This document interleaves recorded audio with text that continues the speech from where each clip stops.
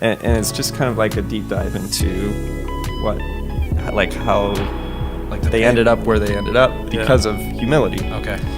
And then right there, You don't know anything about humility? yeah. Yeah.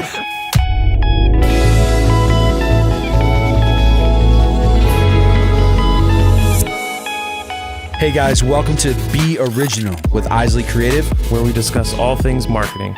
Thanks for tuning in, and we hope you enjoy. All right, welcome back, everybody. Season 3, Episode 7. My name is OJ, and I'm Christian. And we are here with our very, very, very special friend, Tim Moore, one of the most creative people I get to hang out with and see on somewhat of a regular basis. Not really, but we're really excited to have Tim here.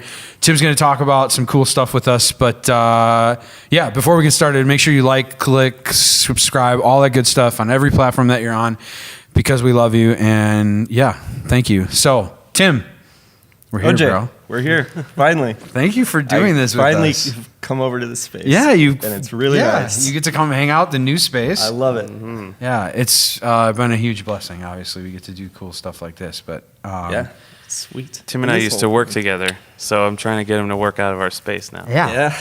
So Tim Moore, freelance director, just all around amazing visual artist, right? Mm-hmm. That's what we.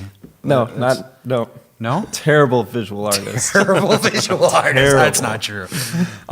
So today we're going to talk a little bit about the process. So a lot of our clients and people that we get to talk to on a regular basis, they want to know, like, how do we do what we do? And what's the, our big theme this year, or this season, in season 3 is the content consistency and making a lot of it. And so we have to, everything is approached differently. We get that, right? So not everybody's going to have the same process. You don't have the same process that we have necessarily, but there are definitely pieces of the process that are going to look similar. Sure. So we can talk a little bit about, client calls, I need a video.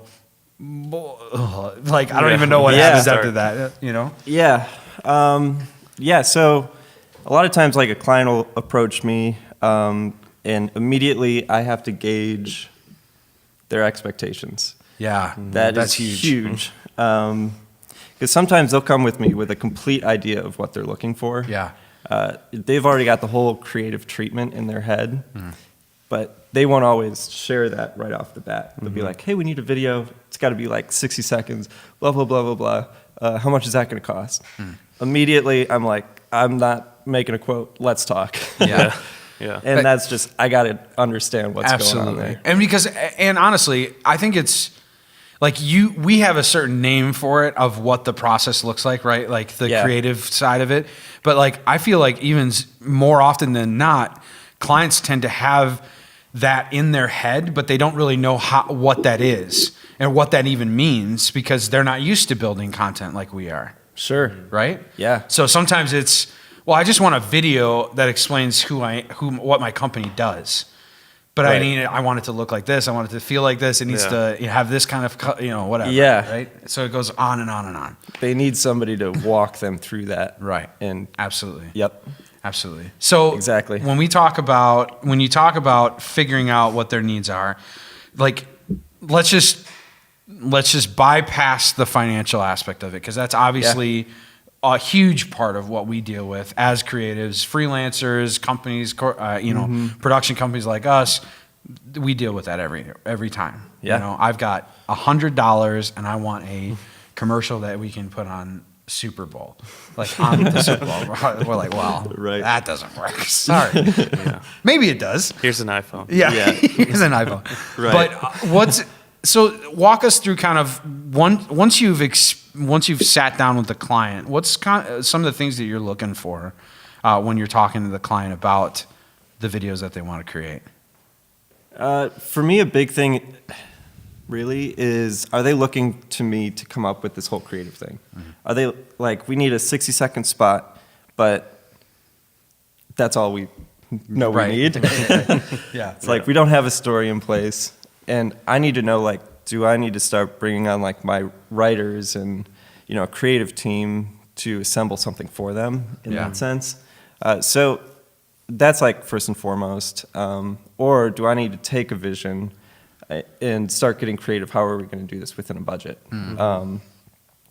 So yeah, that like right off the bat, I start trying to figure out kind of that whole process because it kind of starts from there. Yeah. One of the questions that I ask our potential new clients is always, where do you want this video to live?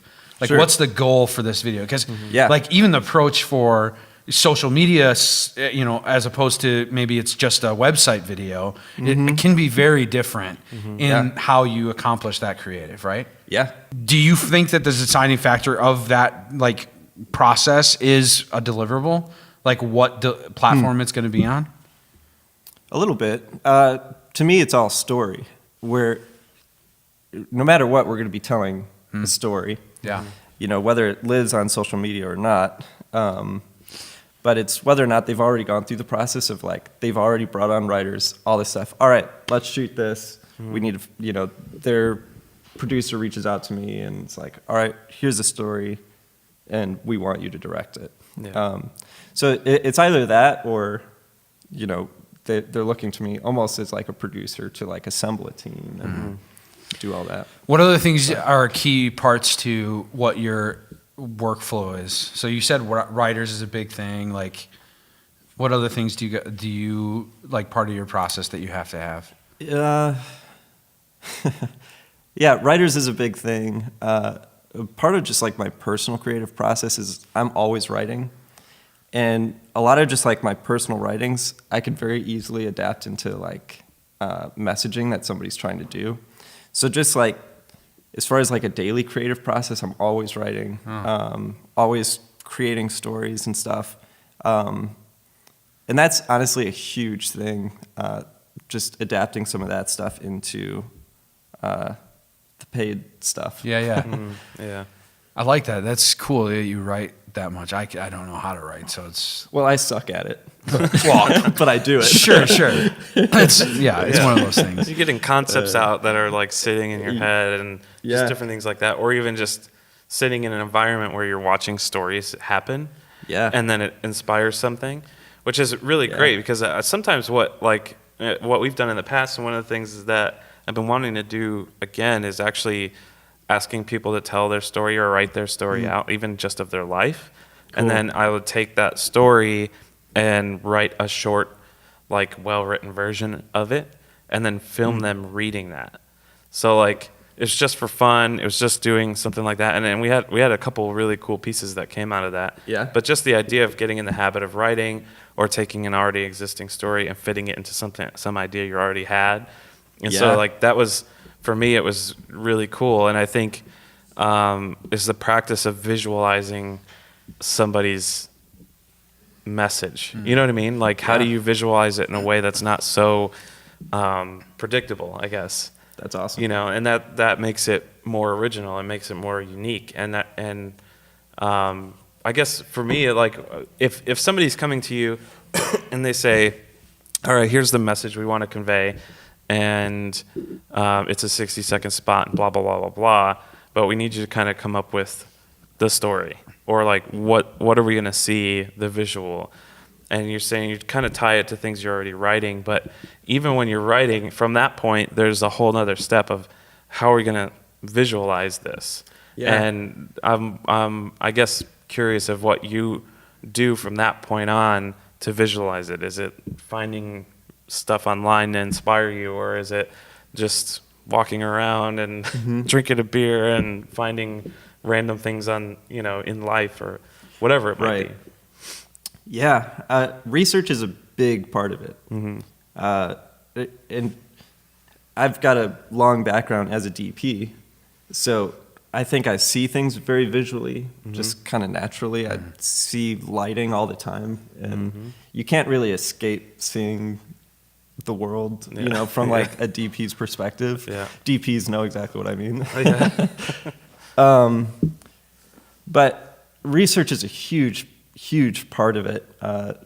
Like once we get a treatment down for a video or a music video, I'll get with the production designer and we'll we'll just like, one thing we often do is open Pinterest boards. And it's like, for a recent music video we did, we had like 8 boards about like the different aspects that we wanted to communicate. Yeah. So one was like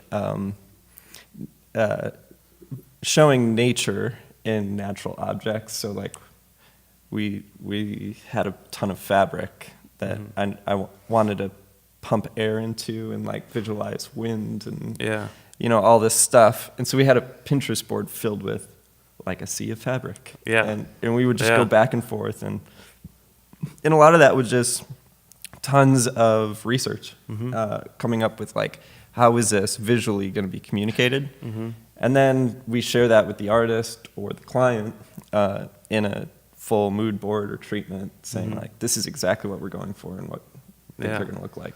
Yeah. So it's always amazing to me because my brain does not work like that. So I don't have any idea what you guys go through for that kind That's of what stuff. makes you a good producer. I guess. Leave that to us. I guess, yeah. So like, it's really interesting to me that you guys can do that. Like, I mean, obviously I can somewhat see that in some things, but like when I'm doing it, like for me, I always reference like actual commercials that I've seen or actual things being done. But it's always interesting to me that you can take these. I mean, like, let's take a music video, for instance, right? Yeah. Because you're just getting off of one that looked amazing. But Thanks. so like, even taking that situation, you're taking the words of a song, right? And the message that this song is trying to give. So you're starting off with this piece of art in of itself, Yeah. correct? Yeah. And now all of a sudden you have to take it and like the literal translation of it in being visual. And I like, Yeah. that's the part that's like, I never, because when I listen to a song, I don't necessarily see the things that I'm seeing on the screen. Yeah. So like, that's Yeah, the it's part not that necessarily a literal translation. You're Yeah. telling the same story Sure. and creating a mood and feel in a way that you probably wouldn't think of off the top of your head. Yeah. Right? This recent one I was on was kind of an interesting process because the artist approached her friend who was the executive producer, and it was very clear my buddy was going to be the cinematographer on it. So the producer reached out to the cinematographer and said, you know, it's obvious you're going to be shooting this, but we're kind of hunting for a director. Do you know anybody? Yeah. So he's like, let me reach out to my friend Tim, and you know, and basically they put out a bid for treatments. So one night just put together this treatment, you know, did a ton of research, put together like a 10-page PDF, sent it to the artist, and they're like, cool, like let's do this. So at that point, we kind of had multiple calls over the next month and a half. And this treatment was very like fine art museum type, like, very like harsh contrast, rigid line type of a treatment. Something probably like 10% of people out there would actually understand Yeah. what we were going for. And mostly because like the song's all about artistry and stuff. So I was like, let's just like everything about like the cinematography, all these things. Let's just make it like as excellent as possible. And after like multiple calls with the artist and like really just trying to understand who they are as a person and like what they're about in life and their influences, I remember I had a call one-on-one with her, and I was like, I got off the phone with her and thought, this treatment is like so not her, who she is. who she is, what she's about. Yeah. And I like felt so uncomfortable. Like I felt like I was just like forcing this treatment on her that totally wasn't her. And she had like trust in me. She was let me do my thing.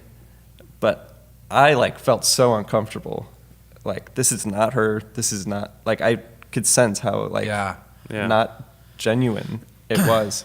So we like totally like flip-flopped the treatment, and it was amazing. It like really like got into like this refined thing that was totally her. And like, exactly like the messaging of the Yeah.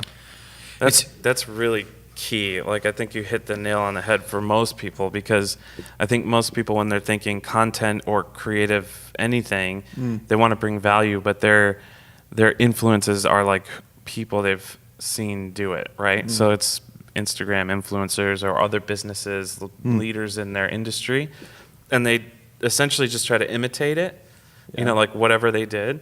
Yeah. And the reality is like that may not be who you are.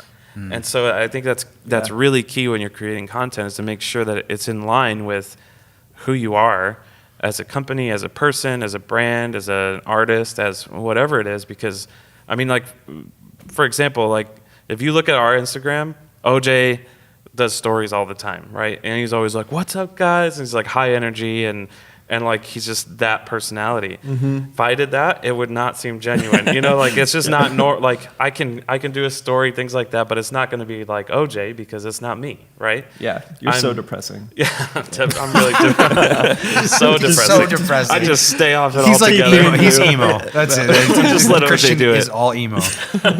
No, But that's the point, is like I'm not going to try to do something that is not my personality, that isn't natural for me.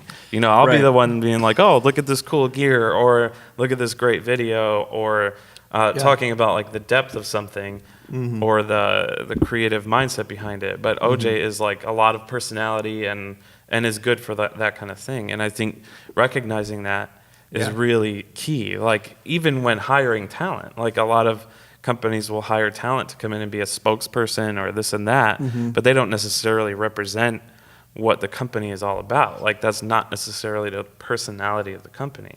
And I think when you're creating as much content as you need to create now, you have to hit that stride. Otherwise, content is always going to be a struggle, right? Like Yeah. you're always going to have to spend money. You're always going to have to find the right person. You're always going to have to go through this, where content should be more raw and natural, and not necessarily in the production aspect of it, but the concepts and the way you're presenting, right? I think too, there's something about the natural process of something that's like getting to understand the client or the person, who they are, what they represent in life, that naturally you'll be making totally original content. Yep.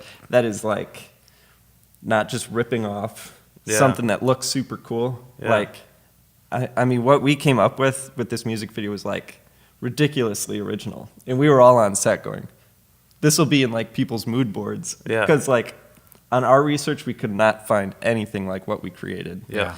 But it came from a place of just understanding a person. Yeah. And then like before we knew it, it was like, holy crap, this is ridiculously original. Yeah. So So it's a awesome. mixture of that person and your treatment. So it's taking two creative things, you understanding how to get their personality and your treatment to work together. So it might Yeah. not have been anything like what you did originally, but that's where your brain and your creativity was coming from. And then when you Yep. got to understand her, you figured out how to mix them together. And I think that's so important. Yeah, Yeah. And it goes hand in hand too. Like we're talking specifically about a music video and a person, right? But this also can translate into the corporate world. We deal with this a lot in the corporate sense, right? Understanding who your brand is, what they stand for, and all of this other stuff. And more often than not, it's even harder for. Maybe it's because such a large amount of people, or there's more than just one person that are involved in the brand. But it seems like it's even harder for corporate clients to really come to that understanding. Yeah. Right? It is, I mean, that's why I love music videos. Sure. It's because you don't deal with all the politics Yeah, that yeah. you get in like corporate or, all these other things that you have a lot of cooks in the kitchen. Whereas music videos, like you get, I feel like most artists, when they understand you as a director or a producer, it's like, oh, I trust you. Yeah. They're Yeah. hiring you because they love your work. Yeah. And they just kind of like submit to your vision. Yeah. It's just like such a fun like free for all. It doesn't pay too well. Yeah. But it's like such like a freedom and Sure. creativity. Yeah. So and it's a great training ground for the corporate world and being able to work with somebody and cast vision and That's where Christian comes into meetings with me and we're able to talk about that part of the process with our clients. Yeah, Like I get our clients on the hook and like to committing to meetings with us, and then the next step is, okay, let's actually talk about the video that you want to create. And now we can start branching into the things that we've been talking about so far. Yeah, then you just listen a lot at that point, right? It's like Yeah. really just trying to hear, even if they're repeating things over and over, you start to realize what's most important to them. And it's interesting because in like our world, in the corporate video side of it, like people are always like, you need to get the most well-spoken person, you need to get this, you need to get that, and there's like all these parameters. And obviously, if your CEO is not the one that fires you up, then he's probably not the best person to be on camera, right? Yeah. But maybe it's, your HR person that is like getting people fired up and helping create a culture in your company. And that's what you consistently see throughout your company. That's the person that you want, right? Like that's the person that you want to understand. So a lot of times we'll meet like the higher ups in these companies, and we're not like finding the personality. And then as we start to like meet other people and dig in a little bit more, we realize that a lot of that personality or culture is made up by the employees. And then we start to find what it is that makes this company, who they are. Yeah. And that should translate to everything. And so I think it's the same, like when people are trying to do things on their own, is again, it's like, finding the right person that actually aligns with the culture and the values and just it just kind of oozes out of them, right? But I think people's perception is always, I need to do it this way, or I need to do it that way, and I need to have this, and I need to have that. And you don't need to have any of it. Like, you need to have a camera that has a mic on it, and that's about it. Like, and So just good. be able to just run with what comes out and Yeah. trust that that's okay. You Yeah. know, like, and that's probably part of the struggle that you have too. I know as a creative, I doubt everything right away. Like I have an all idea, do. I'm like, oh, like everybody's done that, or I don't want to do that, or is that good enough, or it's always that thing. And I think like entrepreneurs and even like high up in the food chain and corporate companies doubt their own ideas a lot. And when you doubt that, you start to say, you put these parameters around it, and you're like, well, if I did this, it'll be better, and if I did this, it'll be better, and then you end up with the same product that somebody else has, because that's what your mind goes to. You're like, Yeah. Yeah, but That's so good. I think it's something to say too. Like it limits their content like output, right? Exactly, Like that's yeah. the bigger issue. Yep. Is that the thing that's suffering the most is your own company, because you're not putting out content consistently, and Yeah. doing it. And let's just be honest, a lot of it's trial and error. Yeah. Especially for people that aren't like you guys, where they can visualize the creative aspects of it, right? So it's just a matter of, at what point do you say, we say this all the time, it's at least you're putting something out. Something is Yeah. better than nothing. And that's like the bigger thing, like for me is, if you can get on camera, even if it's just with your iPhone and you're just doing a selfie video, it's your personality coming through. Like, start there. Yeah. Or, do something. Like, Yep.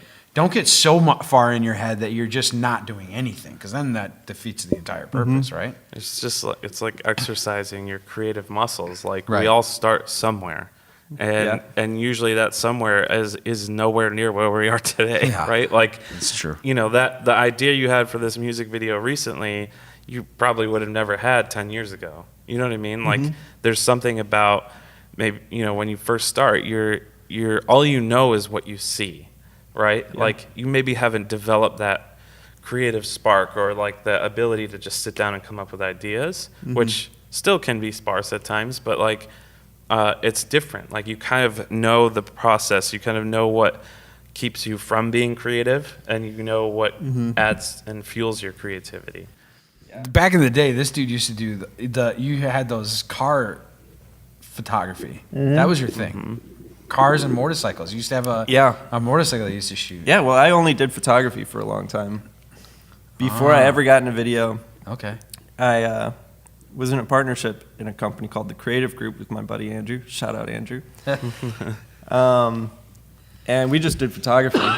So we had a studio, kind of like this, where I did only product photography out of there. Nice. And he did weddings. And Nice. that was our lives for like Yeah. 3 or 4 years. And it was awesome. It was a blast. Yeah. But my favorite thing at the time was product photography because I learned all about lighting. I could take my time. Yeah. I could just turn on some tunes in the studio and just go all night long. Yep. And I could drink while I do it. It was, Beer here. Barrier. oh, it was so good. And but that taught me a whole lot. That was a great training ground to lighting and like composition and these like fundamentals to cinematography. Yeah. I'm like, ooh, I can make pictures move. Yep. Game on. Game on. Yeah. You know, honestly, I'm loving music videos right now. Yeah. It's just like this really cool freedom to it that I feel like I'm able to really hone in on my style, which is starting to affect other projects. Yeah. So I just got approached for a featured doc that I got approached from the producer to direct it. Yeah. And it was totally not my style in a subject that I barely know anything about. Awesome. and basically he was like, well, the core premise is following these people that got to where they are because of their humility. And it's just kind of like a deep dive into how Like the they pay- ended up where they ended up Yeah. because of humility. Okay. And then right there, You don't know anything about humility? Yeah. Yeah. That's awesome. Yeah. Count me out. Count me out. Humility? What? I know Way nothing too prideful about for that. this Yeah. project. I love it. That's awesome. Oh, that's so good. But there was a nugget there that I'm like, I don't know about like the whole background of these people and like their like belief system, all this stuff. Like I don't know anything about that. Yeah. But that like who they are and their character, I'm like, there's some serious story Yeah. packed Yeah. into that, and I can really like latch onto that. Yeah. So it's interesting because then I got just tons of vision for it, which was kind of out of the blue for me. Yeah. But I felt like all like the music videos and stuff was like training ground for establishing who I am Sure. as a director, Yeah. my style, and how I even adapt that style into like projects that I'm approached by, Right. and like. And suddenly I can apply my style and go like, oh yeah, I've got like this groundwork and a great story. Yeah. And it just became very easy for me to get a lot of vision for it. Yeah.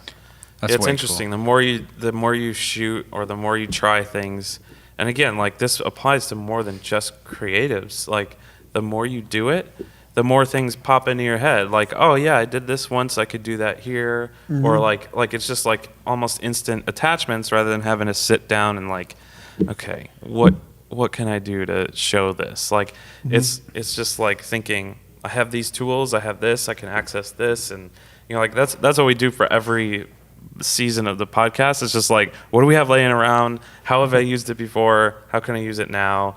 Like that's why we have this big obnoxious thing of truss behind us right now, because it's like we got this new truss for free. It was awesome from Oates' family, and I'm like, let's use it. Like we have this white backdrop. We've done stuff on white backdrops. It's like, you know, all kinds of stuff. So we did a music video for our old band back in the day in a parking lot, and we had access to all this amazing equipment thanks to Clearwing. I remember which is- that. That was a sweet looking. Yeah, it was video. super cool. Like Yeah. Oates designed this really cool thing, and that was the first thing that came to my head when I saw the truss. I was like, because we did these like A-frame style things, and it was super cool. So Yeah. I was like, let me try that, and then it worked. Like That's cool. You You're know, using just past knowledge. because it just came to mind immediately. Like, and you know, well, we've done that on a few projects we've done together, where we've just been able to be creative and pull from different experiences and put them together. And so Yeah. it's like, just like anything, the more you do it, the more quickly you can come up with ideas. Yeah. Well, Tim, thank you so much for hanging out with us. Yeah. It's always a pleasure to be able to see you. And Thanks for hit me up about this. Bro, I'm yeah. I'm just glad you did it. It worked Happy out. to be here. So make sure you guys like, subscribe, all that good stuff on whatever platform you're on. We love you so much. Thank you so much for hanging out with us again. We will see you next week. Love you. Bye. Peace.